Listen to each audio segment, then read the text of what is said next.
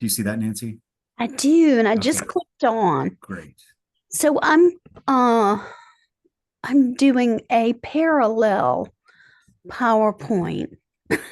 So I've got yours, and then I've got mine that y'all can't see. All right. Well, I'm thrilled to be with y'all today. This is our our second of three, and we're going to get into some of the details of the work around strengths-based management and how that ties into um, to change. And of course, this grant is all about change. So Russell, if you'll go to the next slide. So today, let me just back up and just share. So in session one, we focused on organizations that are successful in innovation, leaders, the traits of effective leaders, and then what leadership is all about, and utilized a methodology called Five Whys. And there's much to read about it if you've not heard of it. And then you can also, as Stephen did, go and view that particular session. And then we spent some time on self-directed teams.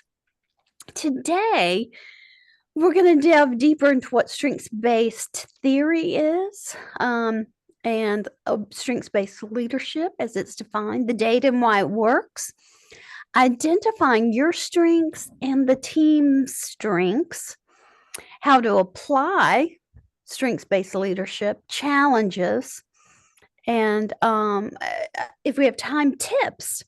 But we're going to do some Zoom work. So, Russell, if you don't mind, when I cue you, if you can put people into Zoom rooms. Mhm.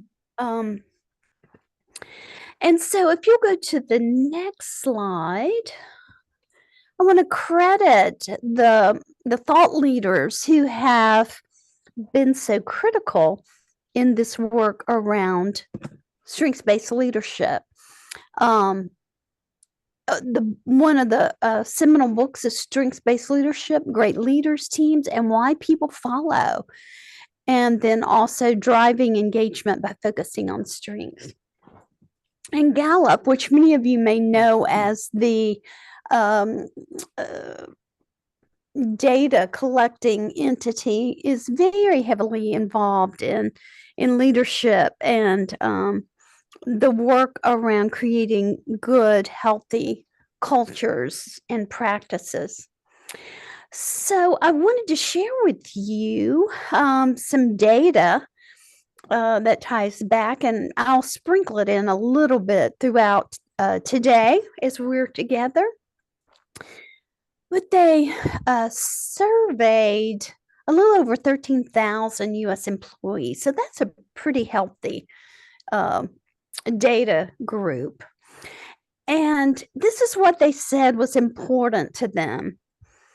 Of course, income. We want to earn a living wage and be able to have the lifestyle that is of our choosing.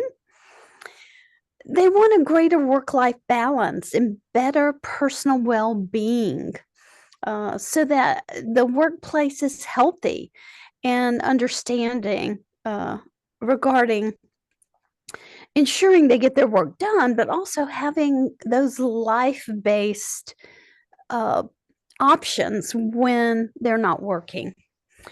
And then number three, this ties directly to strengths-based leadership, the ability to do what they do best. 58% of those 13,000 folks said this was critical. And it goes on to quote, workers who aren't allowed to use their strengths very often seek jobs where they can. Workers who do get to use their strengths seek out jobs where they get to use them even more. And then just to finish out the poll or the survey, they want greater stability and job security. And a little later, we'll talk about some of the aspects of what staff need in a little more detail, and that there's diversity in the workplace? Okay, keep going, Russell, please. So, effective leaders, just to stress again, and you can look at this from so many different angles, but this fits so well with what we're talking about.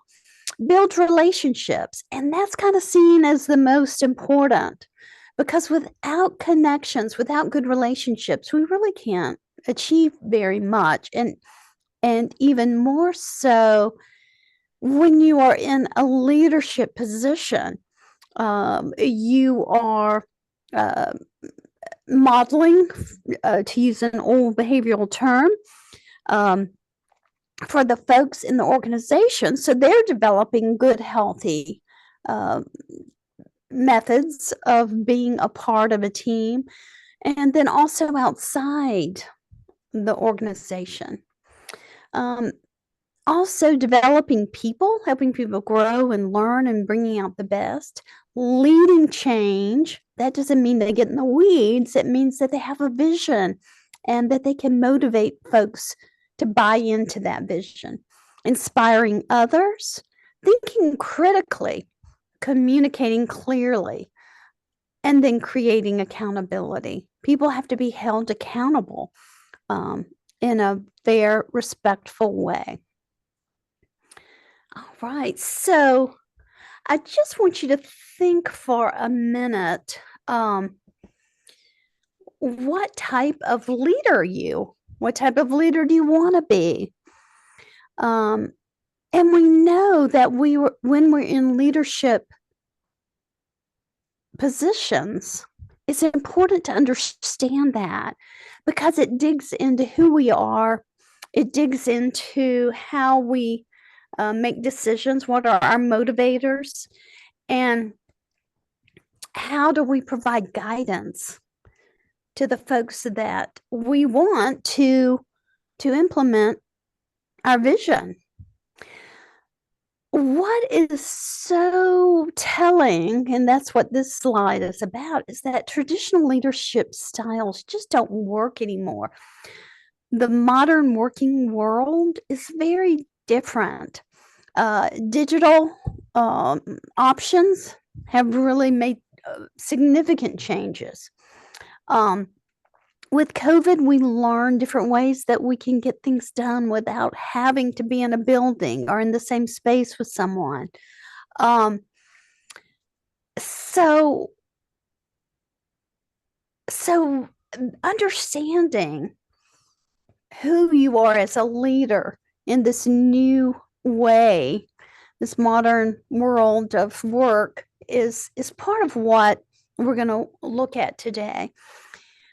Folks see leaders more as coaches and less as bosses who have more of an authoritative stance.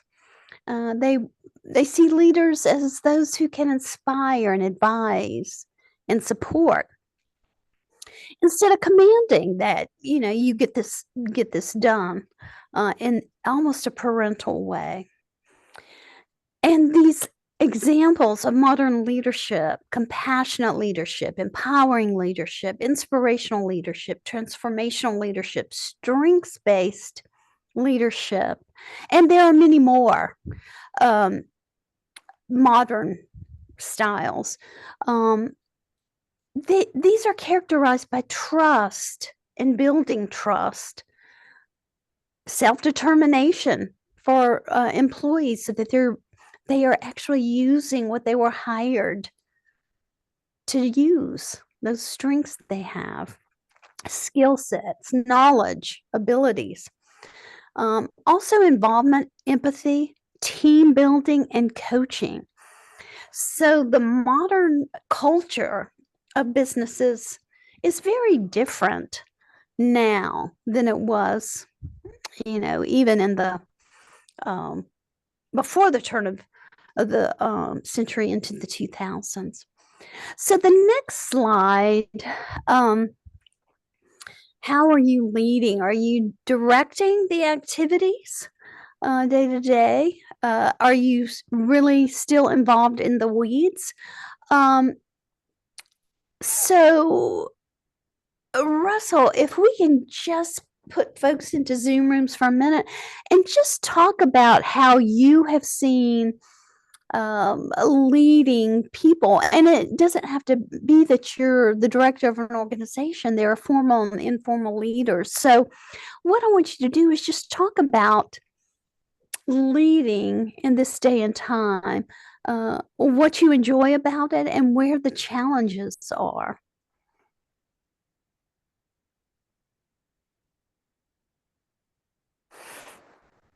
Do you want them to use those three questions or Um, because I'm sorry. okay, you go ahead. I was going to say I could copy and put those in the chat so they have them. Yeah, I let's think. do that so you can look at those. Um,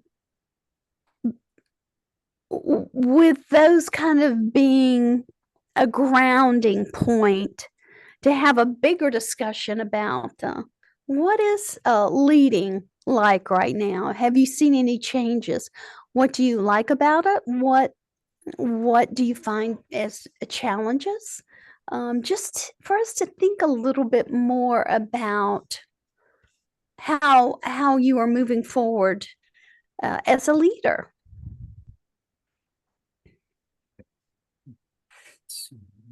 Okay. And then you think like three people in a Yeah, Zoom? that'd be Okay. good.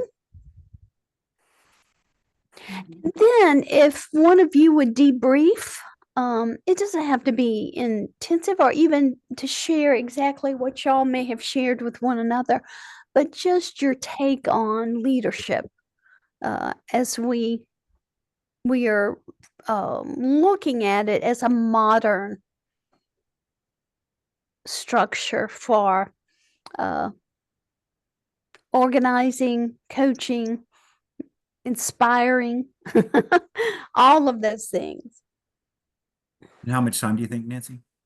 Let's go with about maybe 7 minutes. Okay.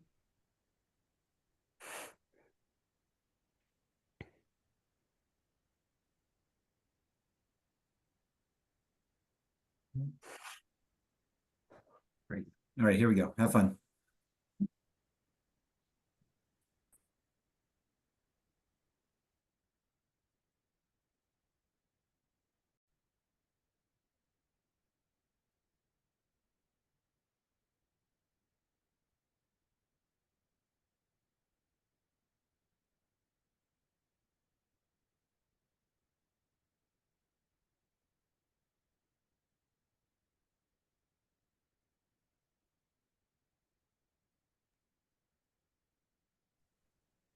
Hey, Nancy, I'm going to move. Mariah hasn't jumped in, so I'm going to move Sonia into a different room. Okay.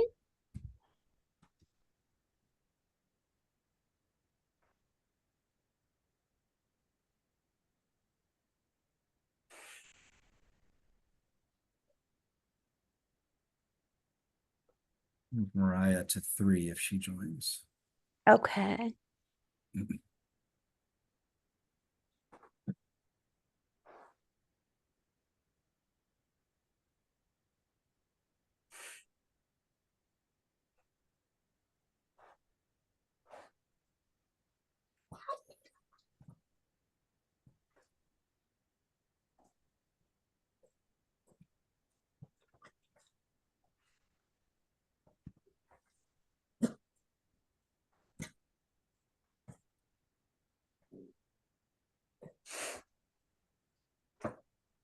And Nancy, if it's okay, I'm going to send a text to Jim and put you on it, if that's okay. And then Yes, okay, yes. I'll send a follow-up email.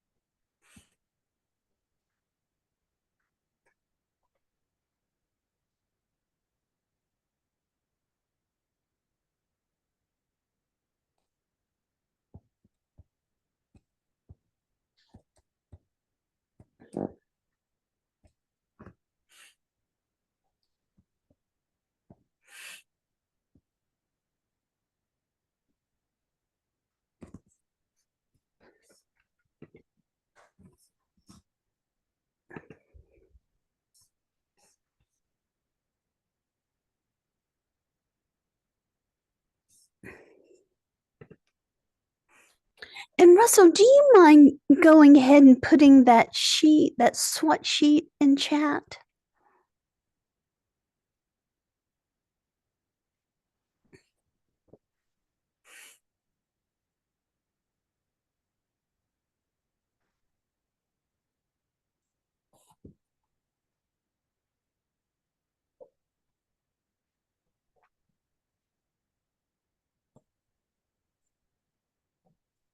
Thank you. It's the word SWAT, right? Yes, it's a light blue. Yep. Great. Thank you so much.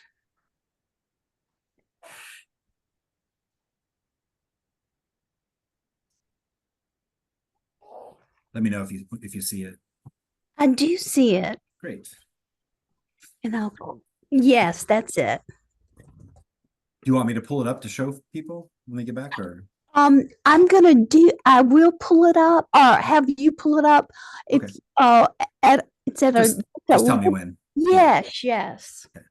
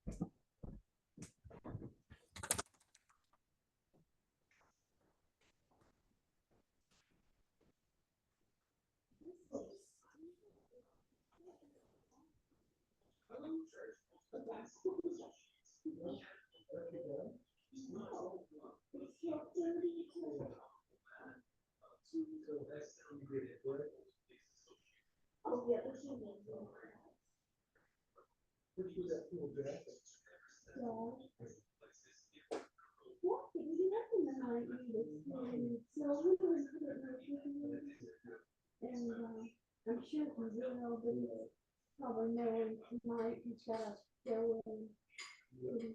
Oh, look who's come at the sound of your.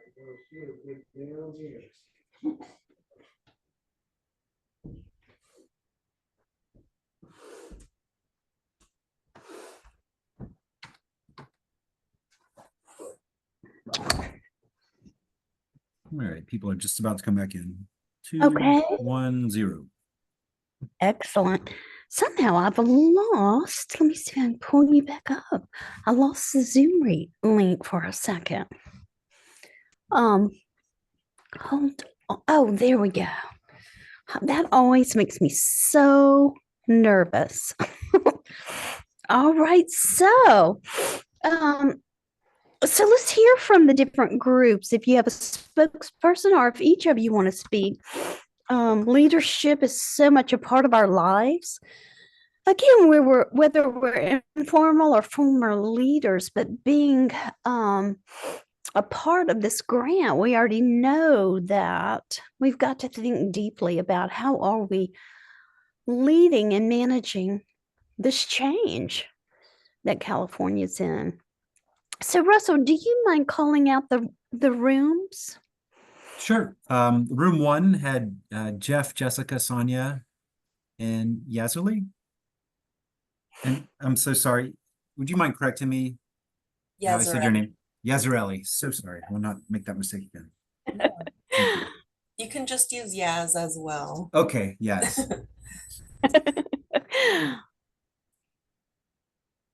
So talk about what came out of your discussion as you thought about leadership.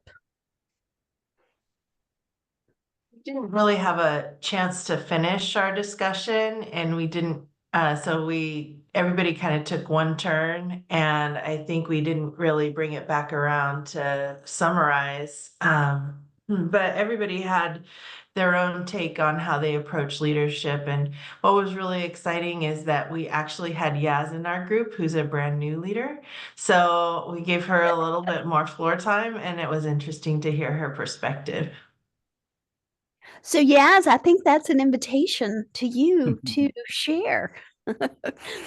Yeah, so basically what I was saying was just that my approach to things is, and Jeff said this as well, he was also in our group, kind of being more of a support and leading from more of that standpoint and making sure that everybody kind of just applies what they think is best. And I was saying that I think that's the better way to allow, in my case, my job coaches to lead, because then they do things and are able to solve problems based off of their own like web of ideas and their concepts, and just everything flows better when you're applying your own ideas versus taking ideas from another person. Yes, I think you're going to love some of the deep dives we're going to take today because it fits with what you're talking about. And there's some structure you can bring to creating those teams. So thank you for sharing, and you too, Sonia, and the whole group for participating. All right, next. So there was only one other room, and that had Esther, Joyce, Mariah, and Stephen. So what came out of y'all coming together with this focus on leadership?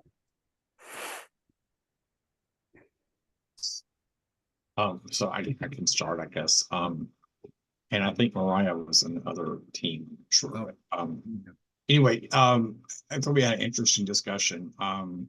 Joyce shared how she's been practicing strength-based leadership, and talked about how when someone comes to her with a problem, she asks them to also come with a possible solution.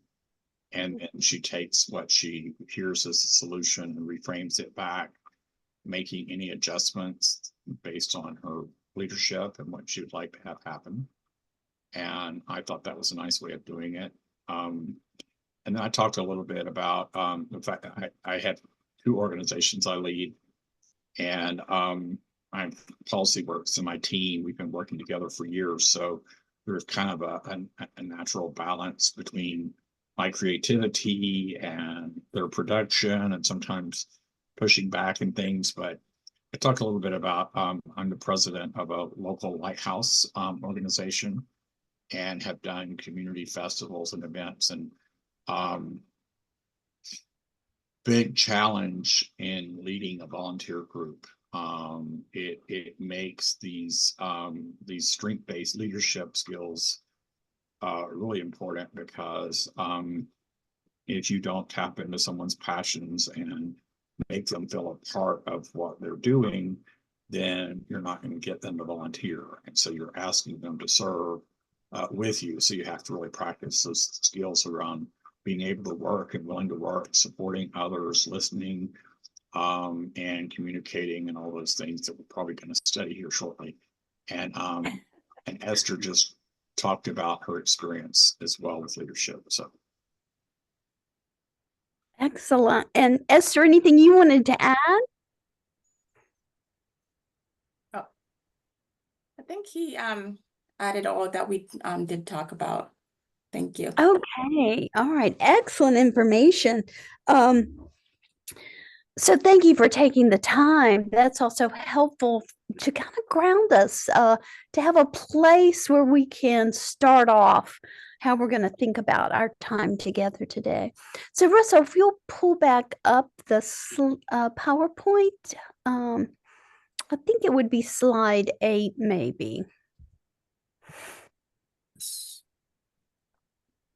Sorry, just taking a second. Oh, that's okay.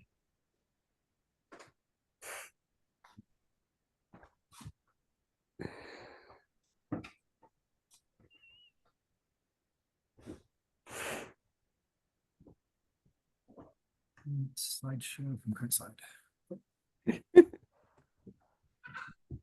So with, I'm sorry, I have a little dog that's running around and hurting her little self because she's blind and deaf.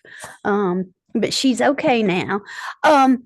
So strengths-based leadership is really grounded in much research, 30 years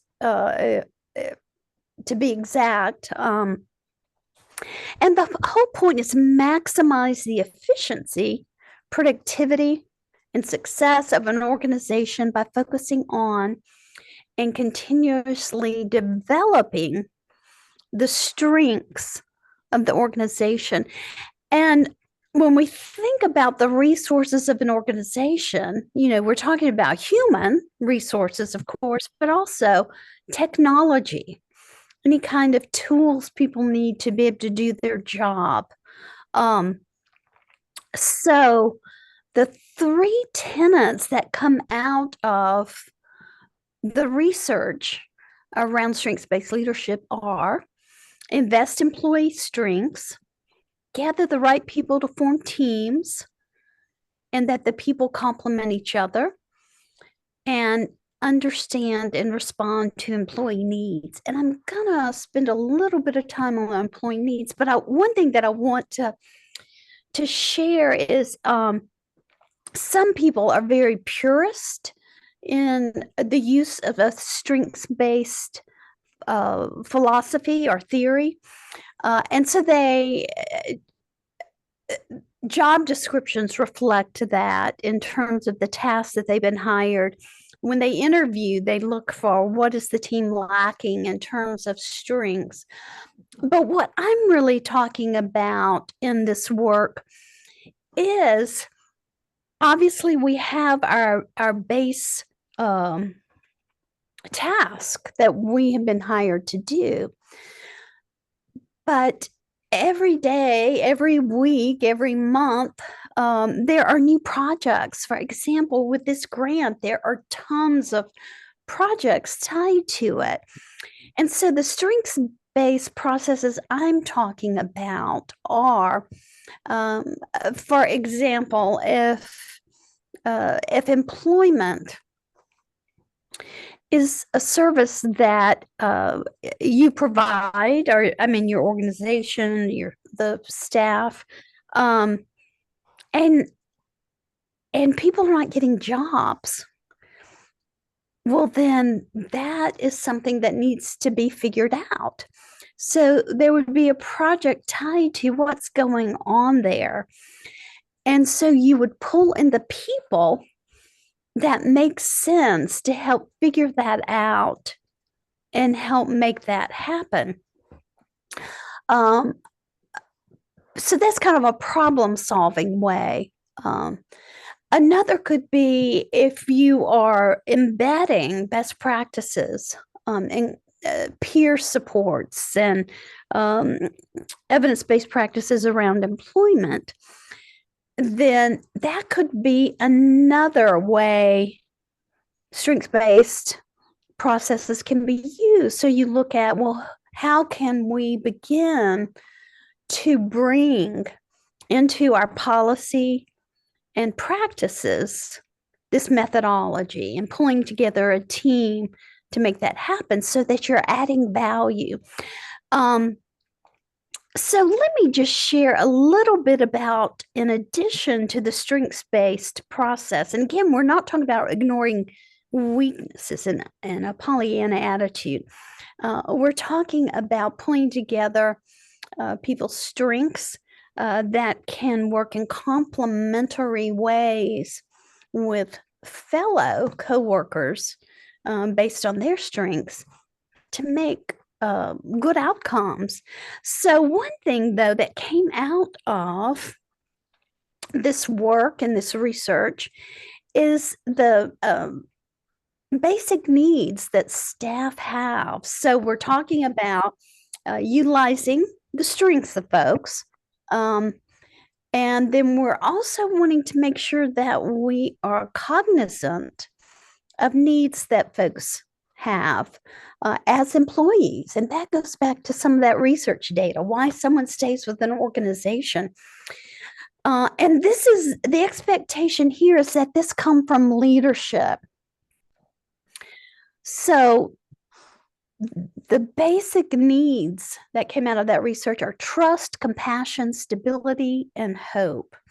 So when we think about trust, that has to kind of be the ground zero starting point for leading. So there, honesty, clarity, transparency, and a straightforward approach of providing information. Compassion, that used to never come into play with leadership years ago. It was all about authoritarian coming, you do what I say, and if you don't, we don't need you. That's not what people want in this day and time. We want healthy work cultures, and that involves those traits like compassion. And that just means caring about those in the organization holistically, that balance between work and home life. So that is critical. Then stability. People want to work in a place that is stable, that's healthy in terms of the finances, and that people are not being threatened with their jobs if they don't do things that leadership wants them to do. And then hope, that we're going to make a better future. Don't we want hope in our life in general? And don't we need a better future right now? But we also want that in the place where we work. And so stability focuses on, today, the day-to-day environment and culture. Hope focuses on the future, where we're heading. Is there a clear direction? So I think that gets at that. Just so you know that within strengths-based leadership, not only are there types of domains, but within the strengths-based leadership are aspects of what people look for in work settings. And if they don't get that, they're going to leave. So then you have instability.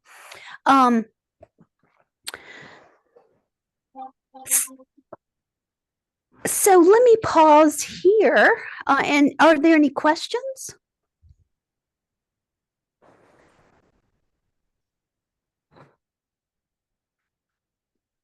All right. Well, we're going to move forward because there's going to be more work.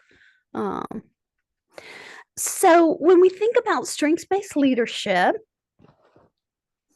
again, and I'm probably running this into the ground, it's the ability to identify and make the best use of individual strengths, both leadership as well as the individuals that are closest to where the outcomes are being achieved. And with the notion of strengths-based leadership, there are certain aspects as to why it works. It removes unrealistic expectations. People aren't all lumped together to do the same task, with some being able to do it and others not. So there is some customization in some ways when we think about customized employment occurring as a norm now. Helps identify missing strengths needed as a team. So if a team is working on something, and let's say none of the folks who are working on that are good with data, kind of figuring out how do we look at what's happening, the cause and effect, then that may come out, and then a staff who has that strength would be added to the team. So it's all around a project or problem identification and fixing, our excitement over starting something, adding to what's done. And that has different motivations and different configurations of staff strength. It also fosters team bonds. It builds confidence. It increases team diversity. It enhances team satisfaction and motivation, improves trust and confidence, much like what many of you talked about. I think, Yaz, you brought some of that up, that people are motivated and appreciate when they can use their talents in the work that they do. Leads to excellence because you're using the best of who you are as an organization. Improves delegation skills. So many folks in leadership roles are afraid to delegate. They think, oh, this has got to be done. They may make mistakes. I just want to get it done and get it checked off of my to-do list. And that is one of the poorest ways to be a leader, because being a leader, you're teaching, you're coaching, you're helping people grow. So being able to delegate some of those things that the leader has been doing that don't require his level of task, or his level of, how can I say that? So a lot of times leaders start doing things that really someone who reports to them could do. And so being able to pick out those things that the leadership is doing that could really be done by someone else, and give them some authority to help with some of the tasks that have to be done, improves the ability for those in leadership roles to then put their energy toward what they're hired for and where their discrete skills lie. And then it stimulates creativity and innovation because folks are looking at situations from a variety of perspectives. All right, so the next slide gets into what are those categories of strengths that we would look at as we consider our strengths. And shortly, y'all are going to be identifying your strengths using a document that I resent or sent through Leslie, and then some descriptive questions to help you do it. And so when we're thinking about, let's say I'm thinking about a project, and it is tied to embedding customized employment as a support provided in the organization that I'm on the leadership team for, then I'm going to start thinking about the strengths of folks. And I want to kind of see if I can actualize these a little bit more. But first, let me just read them. So there's executing, which is the ability to get things done. There's influencing, persuading others, which sometimes people don't want to do something. You do need someone to have that skill set, that charisma, maybe even, to influence others to see what needs to happen.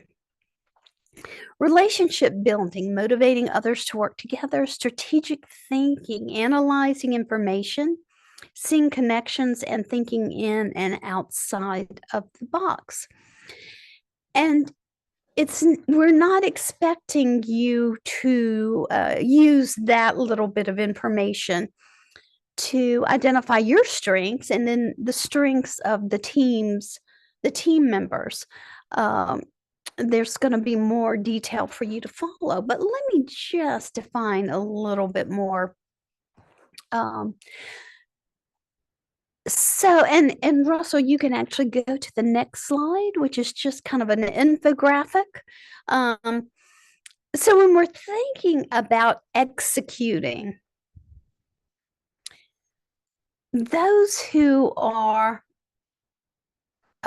seen as having the strength to drive strategies and plans, they're able to develop a course of action that can be pursued. They're also great with self-management. And they enjoy taking on responsibility and are eager to get positive outcomes. Influencing. Individuals with this strength help people want to participate in this great thing that's happening. They're persuasive, and they also focus on, it's like the Toni Morrison, Maya Angelou quote about, we might not remember what people said or did, but we remember how they make us feel. Influencers have that. People remember them because they know how to make a situation feel good for whomever they're interacting with. They're engaging. People feel seen, heard, and understood.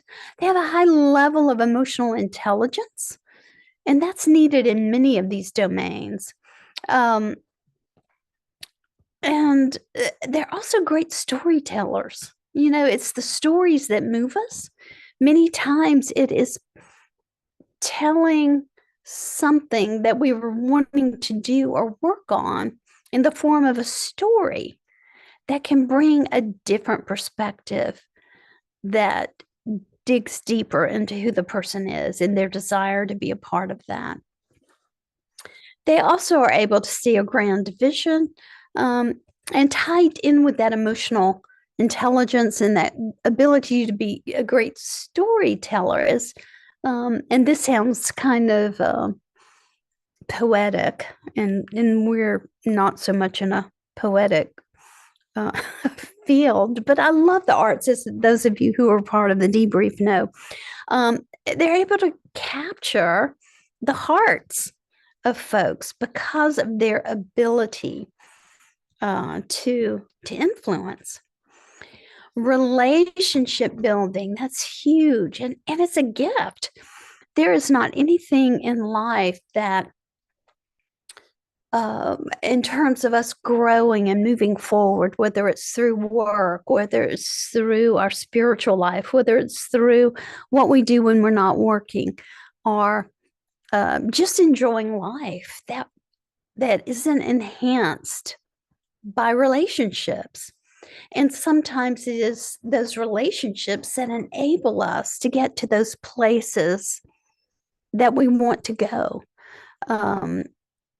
And I've said this a lot, where when someone's trying to deal with something, they may say, well, what do we need to do? When often the best way to frame that is, who do we need to include? So relationship building, as I said, is that gift of being able to form those strong bonds. Through that, trust is also enhanced, a sense of belonging and creating tight-knit connections come from that ability to build relationships. Again, emotional intelligence, that's critical to a lot of these. The ability to show empathy and understand. Remember that healthiness of cultures, those are some of the traits that we might not have seen previously, that are critical now to a different workforce. A different group of folks have come into age that want different things. And through that, I want those things, even though I'm way beyond the age of the folks that are new into the world of work. And then strategic thinking, boy, is that critical, and critical thinking. So someone to be able to have the foresight to see where to go and how to get there. Ability to break down complex situations and simplify them into actionable steps. If someone can't do that, then you've got this big thing that needs to be dealt with, and no way to deal with it because it's too big. It's got to be broken down into steps that are logical. And it takes a lot of creativity as well. That's the fun part of this work, is the ability to be creative. There's actually a process to enhance team building. And I've done stuff like this when I would have weekly meetings with folks who were doing the good work of helping people have inclusive lives. And I would present a situation, a real situation. It wasn't just busy work. And I would tell them to solve it using very unconventional methods. Not the go-to ways that we would do it, but come up with something so outside of the box, so unconventional. And it really puts us in a place first of kind of confusion, but then it starts helping us see, oh, there's a bigger way of thinking about this stuff that is part of what we want to make happen than the typical standard processes. So I just want to pause now. Do y'all have any questions?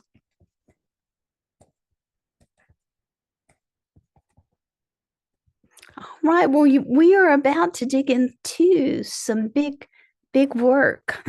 So let's go to, if we could, Russell, the next slide. So how do we apply strengths-based processes? And again, like I said, I'm talking about strengths-based. We should be continually, at least monthly, having something that we're working on, because that's continuous improvement. It's continuous managing. And so that's what I'm talking about, pulling together people based on their strengths to deal with those specific projects, those specific outcomes, those specific questions. And sometimes specifically trying to figure out, well, why did that work? I've done that before. It's like, why are we getting these good outcomes? I don't understand. This doesn't look a lot different than the processes of when we weren't getting outcomes. And again, often it is the who, not the what. It was a particular staff who was a good fit because of the strengths of who she is. So the first thing is you've got to assess your own strengths as leaders. What you're best at, what your weaknesses, and again, we're going to do this formally in a minute. We need to assess the team strengths. What are they best at? What are their weaknesses? And we have to have a clear understanding of that. We have to make sure if someone's strength is tied to IT knowledge, well, what does that mean? IT is huge. Where are they good? It might be teaching. It might not be that they develop programs, but it might be teaching is where they're good. So it's got to be that clear. And then we have the knowledge we need to assign tasks based on those strengths. So again, let me make sure that I've done an okay job of explaining what we mean by strengths-based processes and what we mean by utilizing those strengths. How do we apply them in a work setting? So if you could just raise your hand, if you don't mind, with Russell's assistance, is that clear, or do we need to dig in deeper just to a particular area?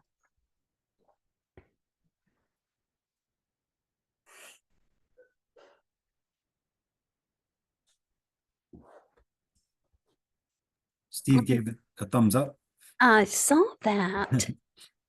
and Joyce and you too.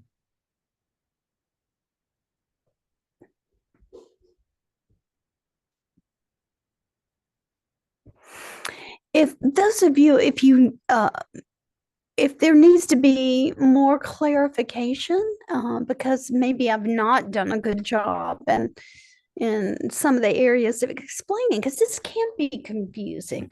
If you could unmic and let's have an open discussion about what about this maybe is not making sense. I think I have a quick question, if that's okay, Yeah. Nancy. Please. Cool. So I think like doing the work for yourself or internally can be useful, I would say, except that you may perceive yourself differently than other people do, and Yes. and so that's like when I think of discovery and getting to know the person, but then also getting to know people that love them and support them. I mean, there are biases, of course, all around. And from an asset-based, strengths-based perspective, I think that process, like personally or within relationships, is, I think I get that. I just would, like, in organizations, I could just see how like this stuff, if the culture of the organization, like to share your weaknesses or to be able to talk openly about your weaknesses with your colleagues, that how that could maybe, I mean, gosh, a lot of places I've worked, that is kind of, I don't know that people feel comfortable like sharing like that, they feel like vulnerable. You know what I mean? Yes, Yeah. and that is a piece that I wanted to make clear too. So Russell, thank you. Thank you. So this can be conformed, this process, to what works for an organization.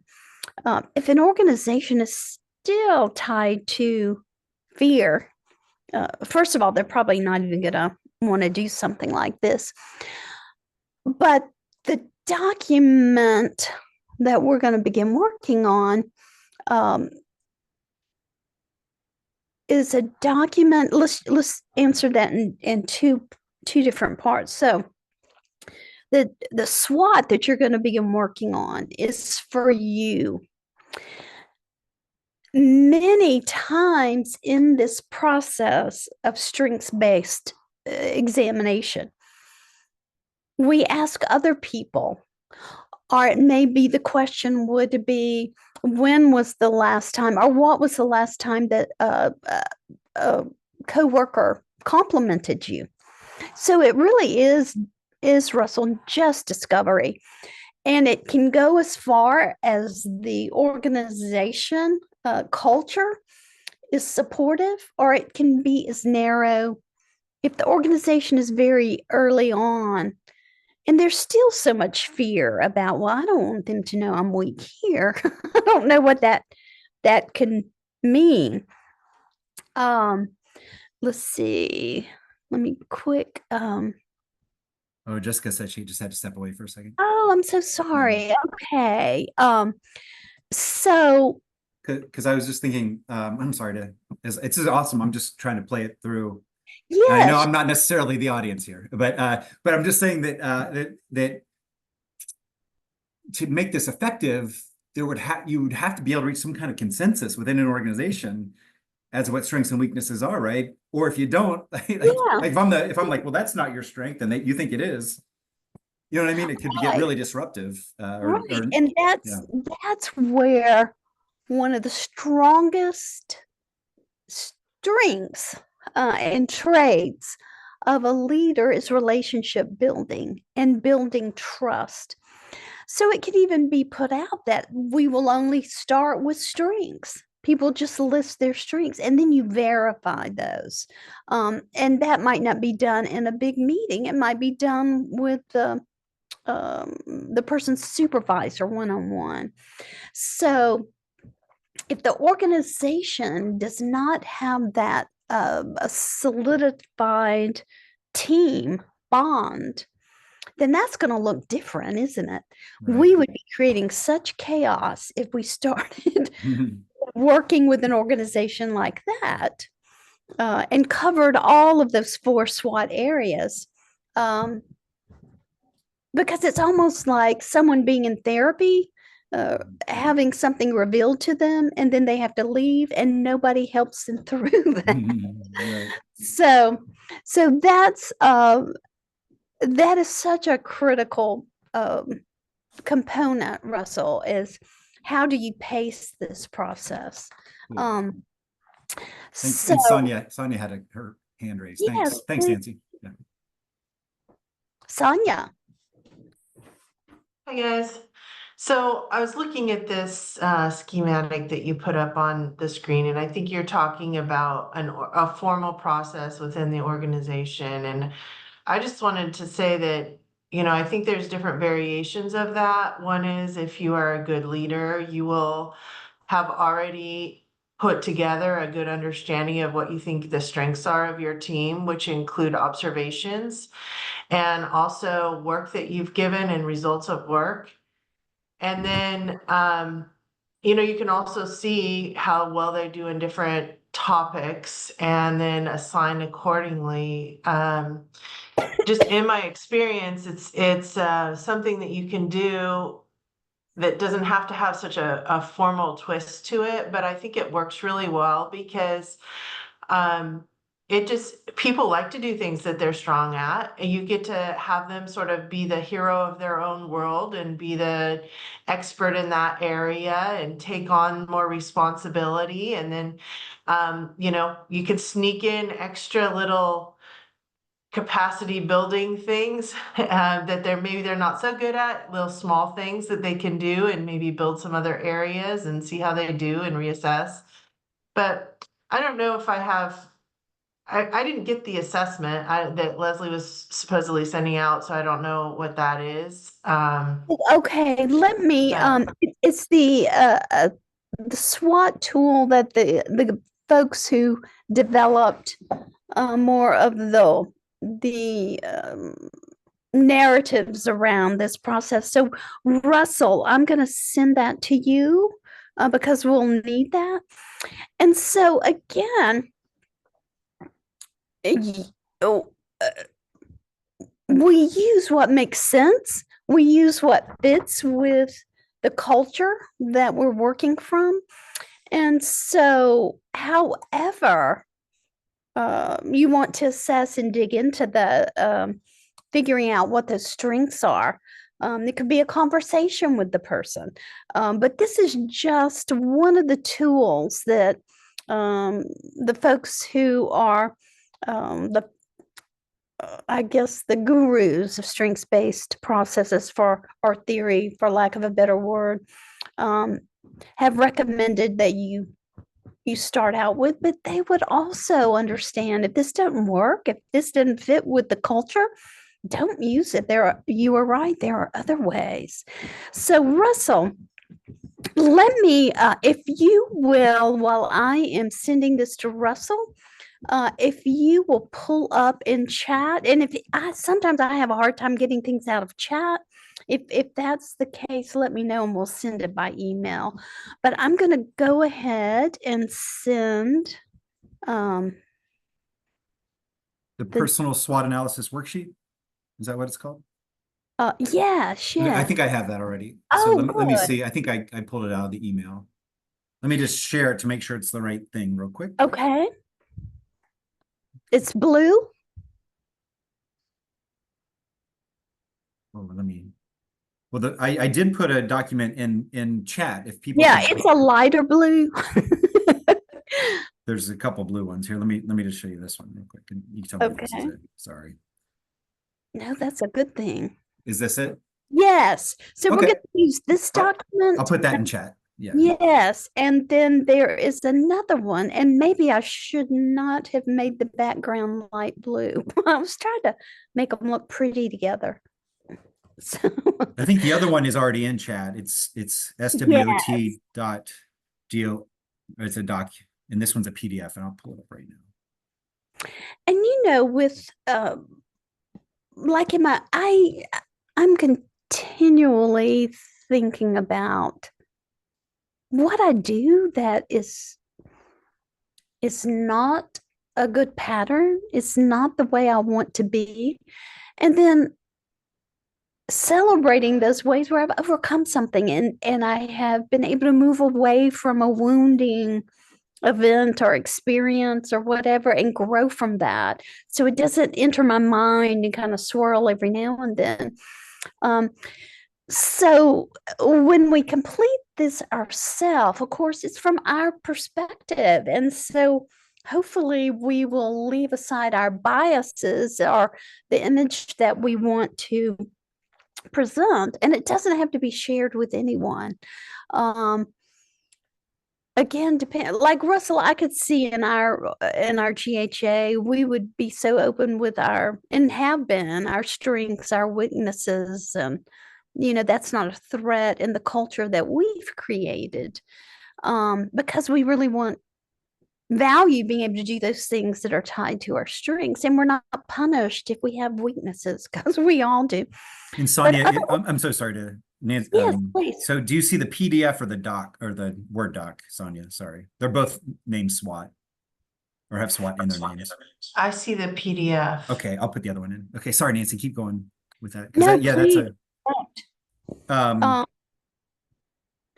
And there are still leaders that may present themselves as progressive when in fact they are not actualized at all. They have all kinds of biases and stereotypes and prejudices. And it gets back to that code language that people use. And I shared living in the South, if I'm in the grocery store and someone begins talking to me, I can tell from language that they use often what that value comes from, tied to that word. And so there are leaders that are like that. So again, this would need to be used by a leadership that is wanting to move into growing and maturing. So I'm glad, Sonia, you brought that up. And again, if it's of no benefit, no problem at all. There are different ways to dig into the strengths-based process.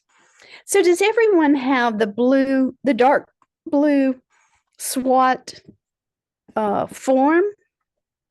That's strengths, weaknesses, Do you want- threats, and opportunities.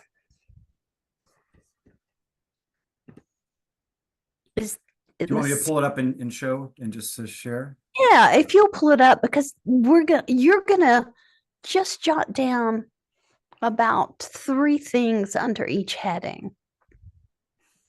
And then the lighter blue document, I mean, if you so choose, the lighter blue document is just a spark thought. So if you'll pull up, This one? yeah, Or- and then if before that one, if you will also pull up, I don't know if you can share the screen, if you'll pull up the Okay. SWOT template. Okay, yeah, I just need to share the desktop. So I can show them both. There we go.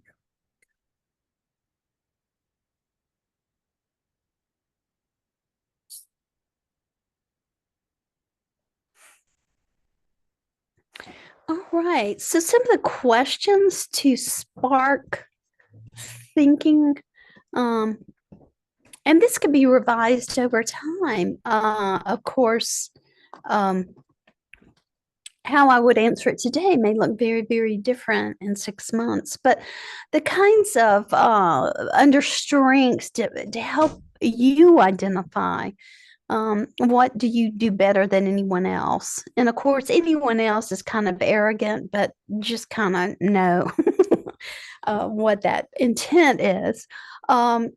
What personal resources can you access? Let's say you're a member of an art collective and you're working with someone who has an art theme, and the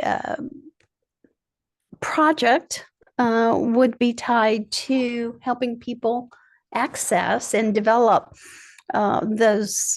that social capital in those environments. And I'm not saying that that's the one thing, but I'm just giving an example of resources could look like that I'm connected with a lot of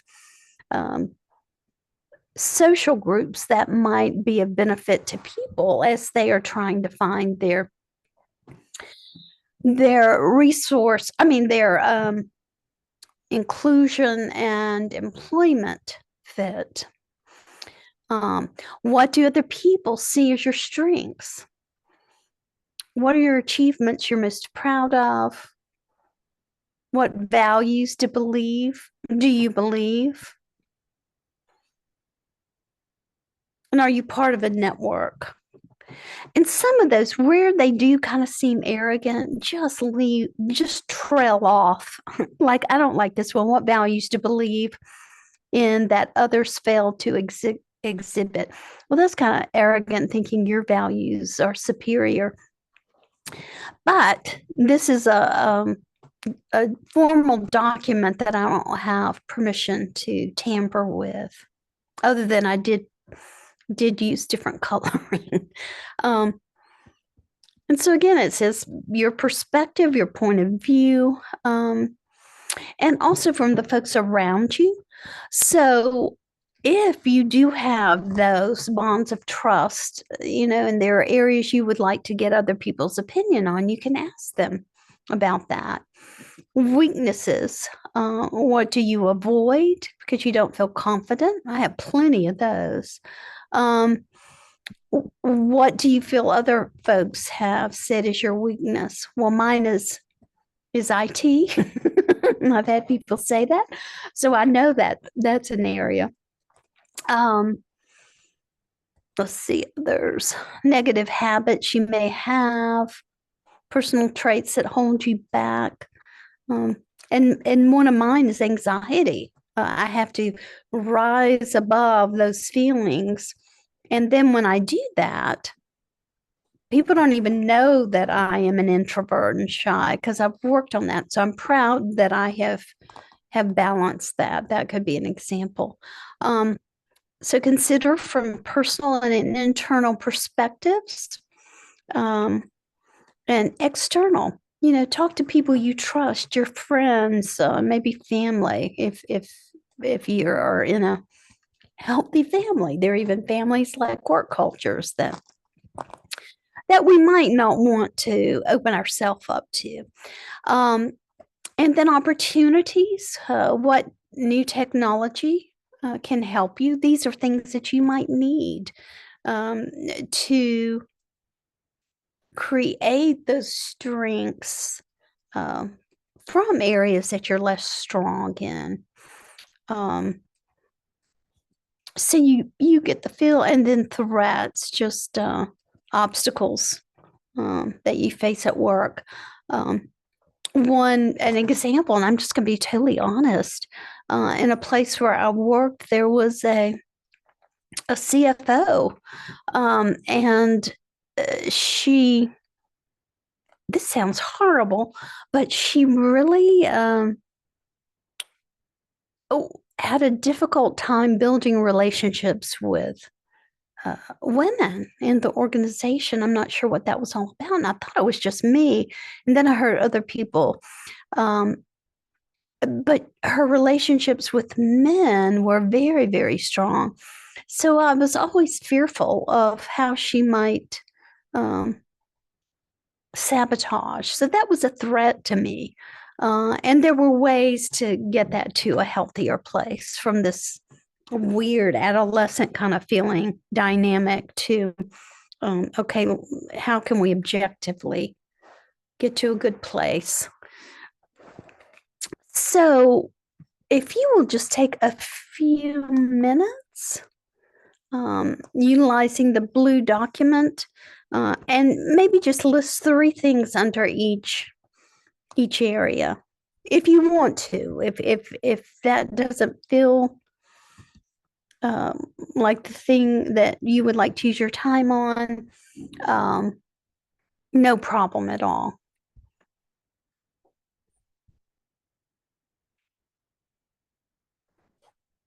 And I guess, Russell, what do you think about 5 minutes? Yeah, so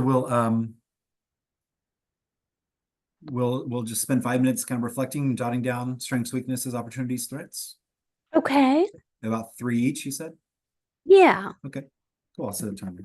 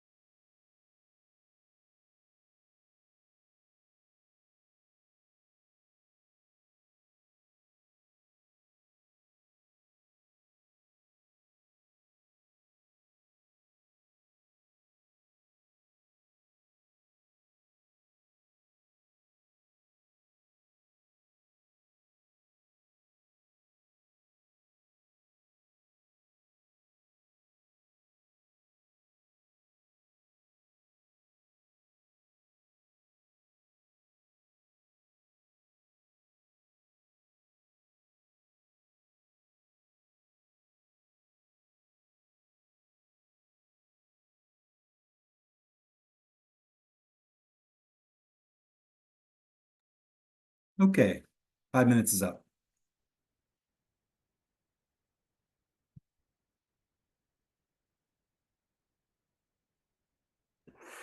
Let's open it up for comments.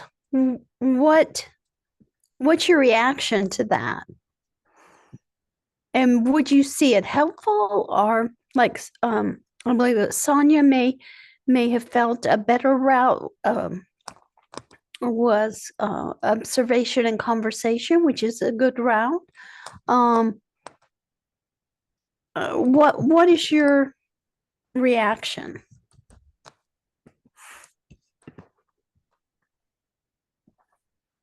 Joyce has her hand up.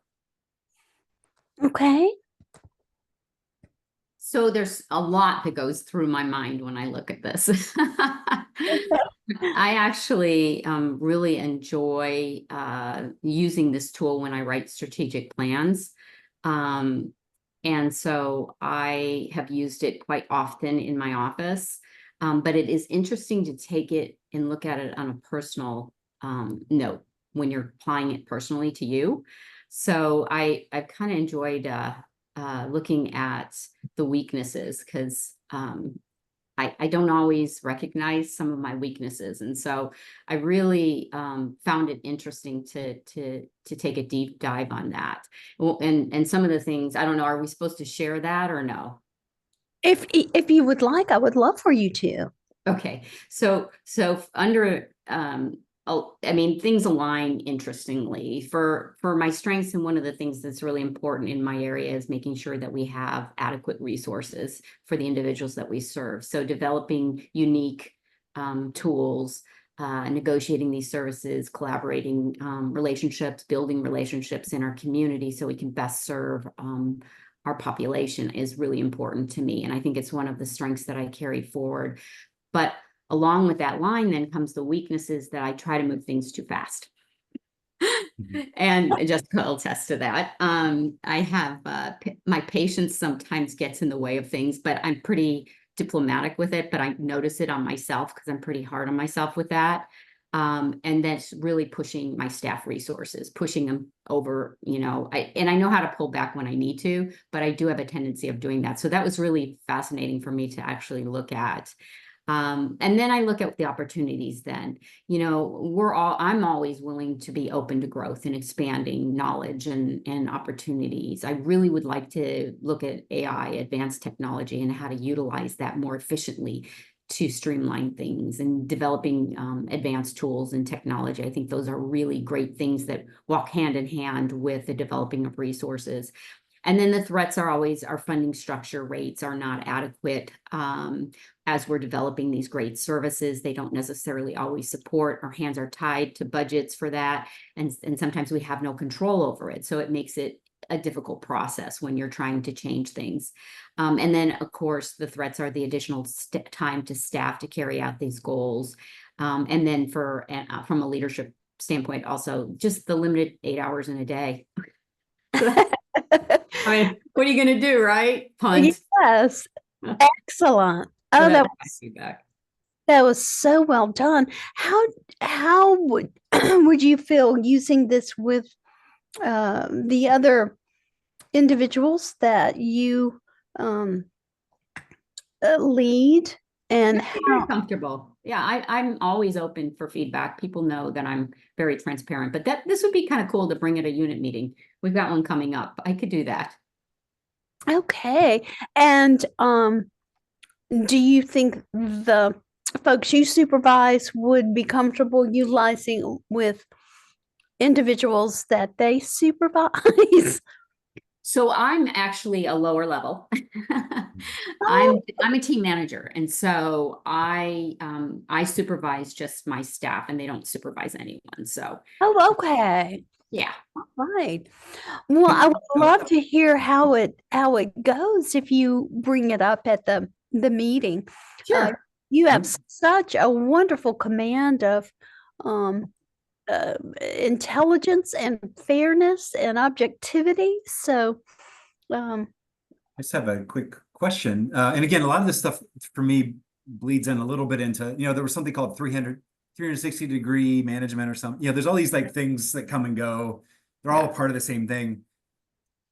But, and I know there's no real rules, so to speak, but I would imagine that if a supervisor, like, is there reciprocity? So if you're a supervisor doing it for a staff, by definition, does that mean the staff could be able to do it for you? But would a staff, if you were supervising them, but could they even do it honestly? You know what I mean? Because if you're their Well, I think if you supervisor, have a good relationship with your staff and it's an open dialogue that you always Yeah. have, you should be open to feedback. I think Yeah. it's really important. I always ask that question when I do performance reviews. That's one of the top questions I ask. Is there anything I can do different to help you? I'm here to support you. Because of you, we're successful. Otherwise, we would not be successful. Take my word for it. I can't do that work. And Yeah. so, no, I think you could use this. I don't have a problem with it. But yeah. And Russell, that is true. Again, depending on the actualization of the folks in the organization and the culture, it is geared where people can verify. Like, if I did my strengths, I could share those with someone in the team and just get their input there, because it's not punitive, it's not critical, it's just this is how I see myself, and I love whole rounded perspective, and it does include, it speaks to the 360-degree communication loop. Yeah. Great question. Great comment. Thank you so much. I know we're running out of time. Anybody else want to bring up anything? How you experienced it, how it felt to you? This is Jessica. I just was struck by how much my strengths did relate to opportunities and weaknesses to threats. That the same thing I put down on a weakness shows up as a threat. And the same thing I put down on strength shows up as an opportunity.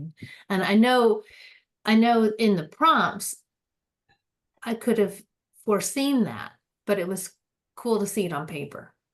Yeah, and there's a nuance there to dig further into, isn't there? Excellent. And would you be comfortable utilizing it as part of the change management tool in the organization? I think it could be very useful, yes. Okay. Anybody else?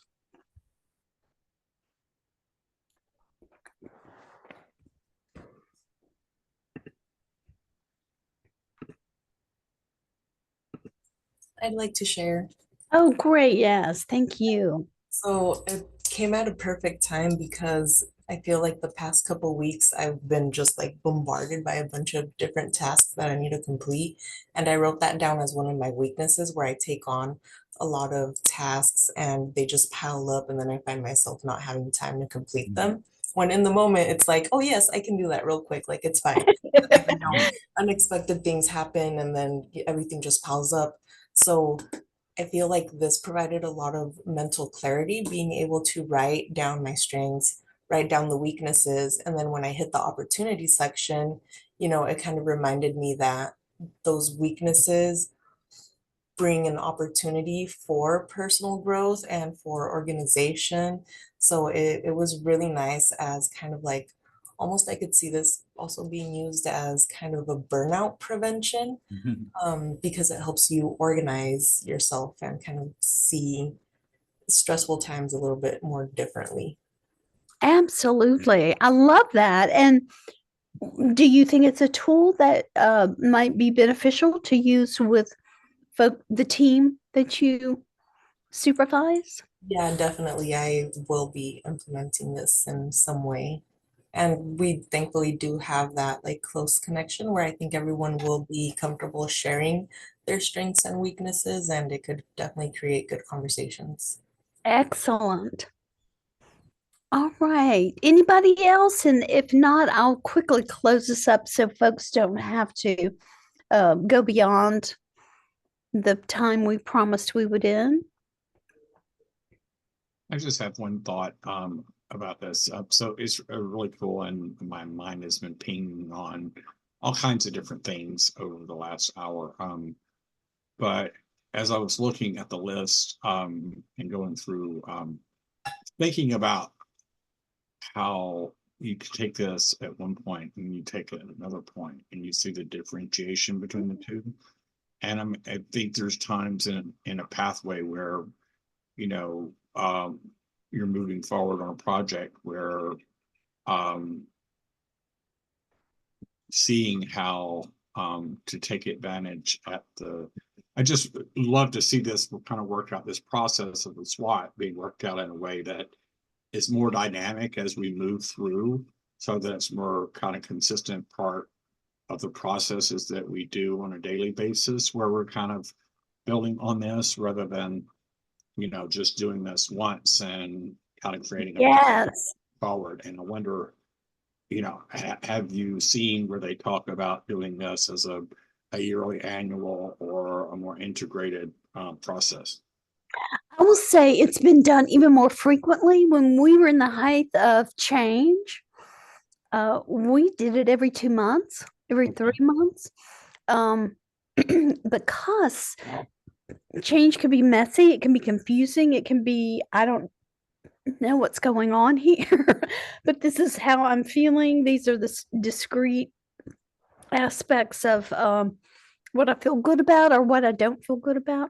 So yes, it's something that you can pull out at any point in time. If all of a sudden the team began to have greater conflicts, that would be a good point in time to pull it out and dig into. So it's just a grounding point to begin to dig deeper and have conversations. So absolutely. And would you feel comfortable using it with the folks you supervise? Yes. Okay, I thought it sounded like that was implied, but just wanted to double check.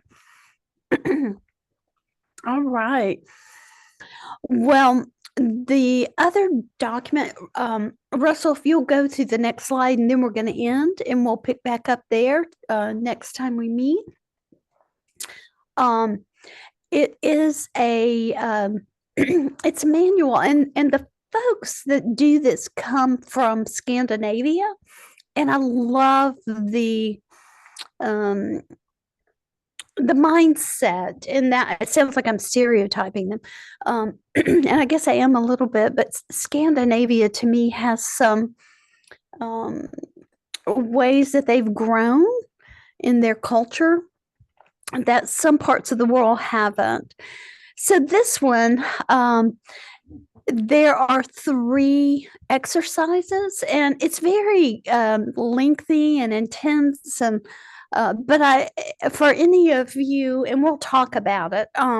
Okay, thank you, Jessica. We'll talk about it next time. It is a great tool for a 3-part leadership retreat, for example, or it could be used in other ways too, but we'll talk about that. And I'm so sorry, we've already gone over our time, but thank you all. Thank you for your comments. Thanks for your engagement. And we will see you. We've got one more meeting, and I won't take the time to look it up in the calendar so y'all can go, but you will get notice, and hopefully you've already know the date, but if not, it will be coming out. So everyone have a wonderful weekend, and we'll see you in about a month. Thanks, Nancy. Thanks, everybody. Thank you. Bye-bye. Bye-bye.